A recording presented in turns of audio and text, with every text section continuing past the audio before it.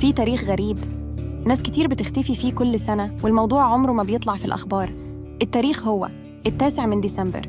كل سنة من زمان بيختفي عدد من الناس حوالين العالم، نفس اليوم، نفس الظروف، ونادر جداً لما حد بيرجع.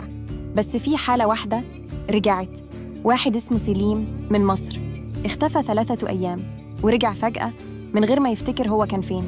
بس بعد ما رجع بدأ يكتب كل يوم في كشكول صغير، وبعد شهر اختفى تاني، والمرة دي اختفى للأبد. خليني أحكي لك بالراحة. سليم كان شاب عادي ساكن في مصر الجديدة وبيشتغل في شركة تصميم. يوم 9 ديسمبر عام 2021 خرج من شغله الساعة 6:40. كاميرات الشركة صورته وهو خارج، بس بعد كده ولا كاميرا شافته تاني.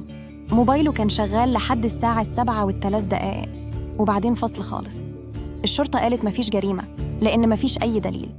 بس بعد 3 أيام رجع سليم لابس نفس الهدوم، بس شكله تعبان ومش مركز، وقال جملة واحدة بس: كنت في مكان الوقت ما كنش بيعدي فيه. أهله قالوا إنه كان ساكت على طول، بس كل يوم بالليل كان بيقعد يكتب في كشكول محدش مسموح يقربله. بعد شهر بالظبط في نفس التوقيت خرج من البيت واختفى تاني، بس ساب الكشكول وراه.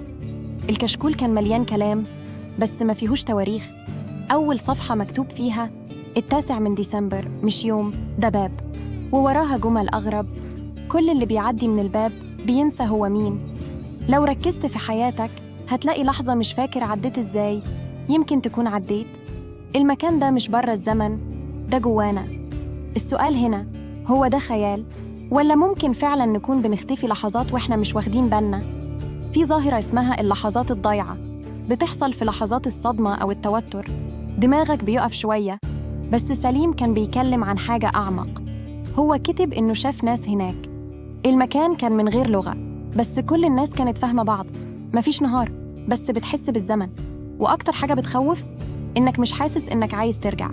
وفي صفحة تانية كتب: أنا قربت أفتكر أنا مين، بس الوقت خلاني أنسى أنا كنت بدور على إيه. آخر صفحة كانت فاضية بس مكتوب فيها بالقلم الرصاص بخط صغير: اللي بيقرأ الكلام ده خليك فاكر. لو في لحظة حسيت إنك مش فاكر حصل فيها إيه، ممكن تكون عديت. سليم مرجعش تاني، بس كل سنة في نفس اليوم ناس بتختفي، في فرنسا، في اليابان، في مصر، في كندا. كلهم اختفوا يوم 9 ديسمبر وفي نفس الوقت 6:40. لو أول مرة تسمع عن الموضوع ده فكر كده، آخر 9 ديسمبر عدى عليك كنت فين؟ كنت بتعمل إيه؟ ولو حاسس إنك شفت الفيديو ده قبل كده خلي بالك، إحنا هنا علشان نحكي لك عن اللي بيحصل قدامك بس محدش بياخد باله.